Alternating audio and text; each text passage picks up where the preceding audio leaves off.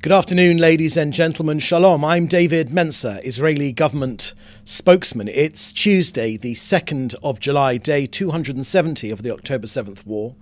A short update from me first, and then over to your questions. First, on our hostages, 120 of them, among them children, women, and the elderly, almost 9 months now.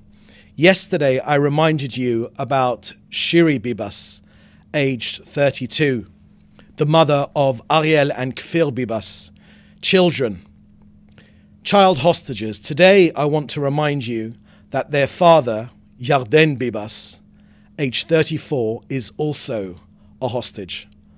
Are they being held together? Look at him, please. Say his name, Yarden Bibas. 270 days. An innocent family, hostages in the hands of a death cult. Look at the innocent Gazan civilians surrounding him, hitting him, punching him, slapping him. See the impartial Gazan media filming him, the same Gazan media that feeds Al Jazeera, the BBC and CNN. We want to make this clear that Israel will not rest until all 120 are brought home. Hamas are eliminated together with their terrorist threat to Israel, and we will return our residents securely to their homes in the south and the north. Now to the sad news of IDF casualties, 674 since the start of the war. Sergeant Uri Yitzchak Haddad was 21 years old from Beersheba. He was killed in battle in southern Gaza. Sergeant First Class in the Reserves Yehuda Ghetto was 22 years old from Pardes Chana. He fell in the area of Jenin in an operation against terrorists. Major in the Reserves Eyal Avnion was 25 years old and from Chod HaSharon. He fell in combat in the center of Gaza. And Master Sergeant Reserves Nadav Elchanan Knoller was aged only 30 and from Jerusalem. He fell during combat in central Gaza. There are no words of mine that can assuage the pain of their parents and their families. We embrace them and those dear families who have lost precious heroes, sons and daughters in this war for our very existence. The price of war is heavy and painful. Each casualty is a world unto itself. May their memories be a blessing forever.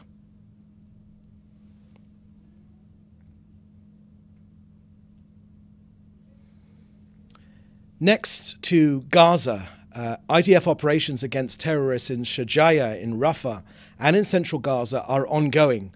Inside the tunnels of Rafah, where the UN and others implored us not to go, the IDF found Islamic Jihad's largest long-range rocket production facility.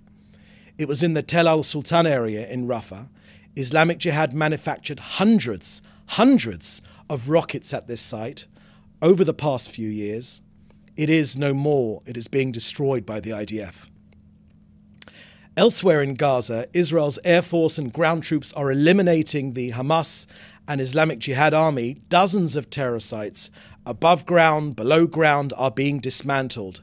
Tunnel shafts, weapons storage facilities, large amounts of weapons, AK-47s, military vests, military equipment, structures from which an anti-tank missile were fired at our troops, around 100 terrorists, all eliminated. It seems that some still need to be reminded that Hamas are a terrorist organization. They systematically violate international law. They use civilian infrastructure and the civilian population as human shields, but nothing will save them. As the Prime Minister made clear yesterday, we are advancing to the end of the stage of eliminating the Hamas terrorist army, and we will continue striking its remnants.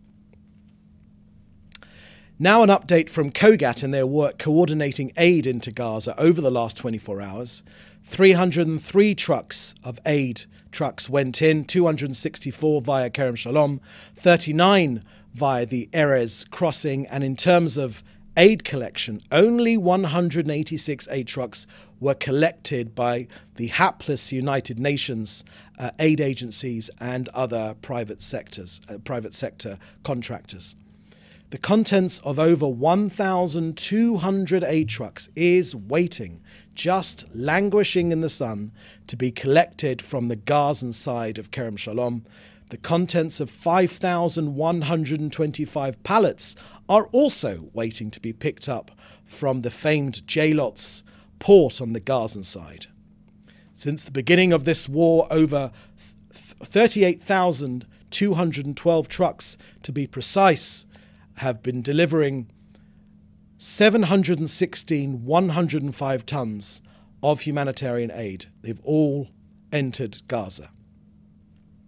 So that's the end of our briefing today. I will now take your questions, which you'd put in the chat together with your news outlet. First question here is from Bashar from the Veery news agency. Will the government of Israel sign a ceasefire deal with Hamas and release or exchange hostages from both sides, or what will be the situation? Look, on the thank you very much for that question, Bashar. On that question, look, here at the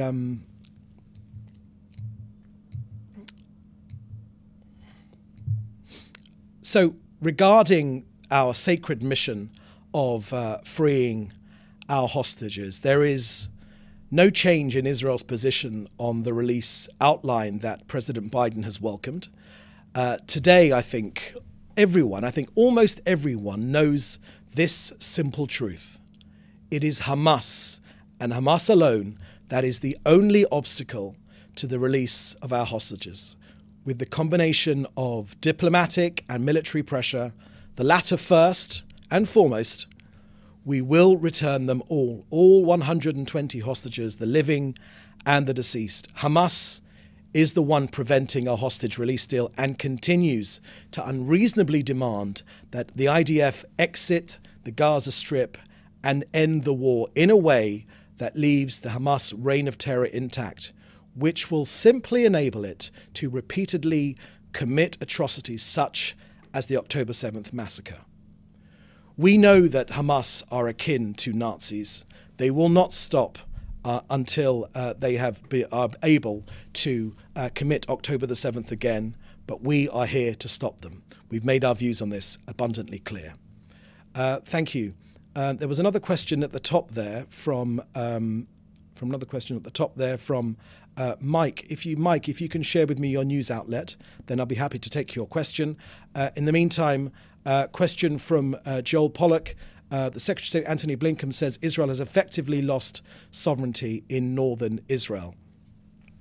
Do we agree on that subject? Thank you very much for that question, Joel. Look, when it comes to the northern Israel, this is a completely unsustainable situation. We will continue to act against Hezbollah aggression. We will use all means necessary, and I mean all means necessary, to restore security on our northern border and safely return all of our citizens to their homes.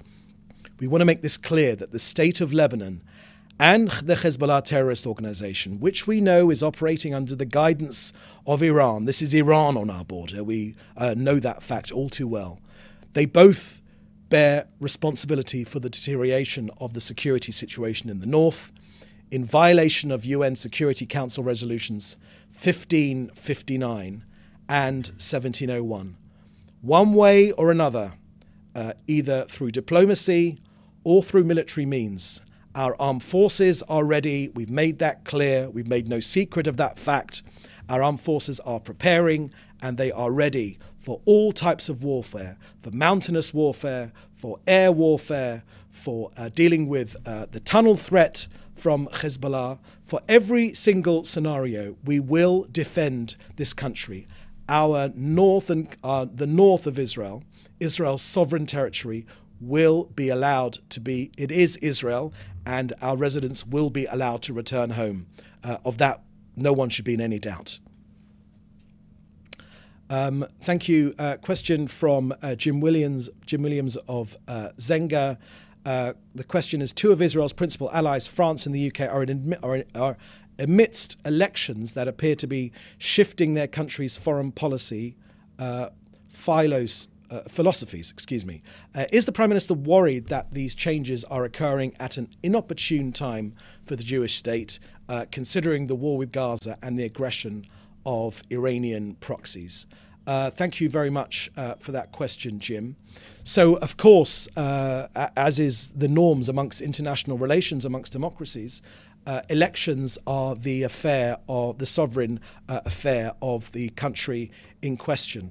The British parliamentary election, the general election happening on July the 4th, that is a matter for the British people. And of course, the French second round of their elections happening this Sunday. Whatever the results, Israel will, of course, respect those results. We, of course, pay tribute to all fellow democracies carrying out elections in their own time amongst their people. So it is a matter for those individual countries how they vote. We've seen movements of the political movements moving this way and that way, but I think all leaders understand that we here in Israel, and the message we give to all leaders who are victorious in these elections, is Israel is on the front line of this battle. And whether in London or in Paris, all leaders, British and French leaders, should be under no illusion that we're on the front line of this battle. We're fighting this terrorist outrage. I happened to be in London during the October 7th terrorist activities. I saw that red London double-decker bus with its roof peeled off like a tin of tuna. Those were methods learnt here on the streets of Jerusalem and on the streets of Tel Aviv and elsewhere in Israel. We know that these terrorist outrages which have taken place against our people here in Israel, if we don't defeat them here, then they will come onto your shores as well. So we know that we're on the front line of this extremist terrorist action, and that is why we understand that this is a battle for our survival, and we will be victorious. No one should be in any doubt about that. Further question from David Clement from the News Forum. We know the eastern half of Khan Yunis has been ordered to be evacuated. Can you explain how civilians are notified on where to flee to? Thank you very much for that question, David. In the past, when we've had to notify civilians to move out of harm's way, we have done it through leaflets in Arabic, on radio broadcasts in Arabic, on the internet, with text messages, with phone calls, thousands of them, sometimes millions of them. That is the way we get people to move. And we've been extremely clear. Our armed forces have made clear where the action will take place, and we don't want ordinary civilians to be caught in the crossfire, which is why we ask them to move out of harm's way, as we have always done. And the next question is from Mike at CNN. If you could go to the top there. Thank you. Can you comment on the story that army generals are in favour of about munitions and army generals making different representations? Thank you very much for that question, Mike. Look, we here in the government of Israel are well aware of the terrorist threat that we face. We have made contingency plans. Yes, it is true that this is the longest war since our War of Independence in 1948. Yes, it is true that this is not a war that we expected or a war that we wanted, but it is nonetheless a war which we are facing. And Mike, you should be in no doubt that this is a war for our very existence. I don't think that understanding gets through to lots of the international media. We are fighting for our very survival here. When these terrorists organized by Iran say they wish to wipe us off the map, we believe them.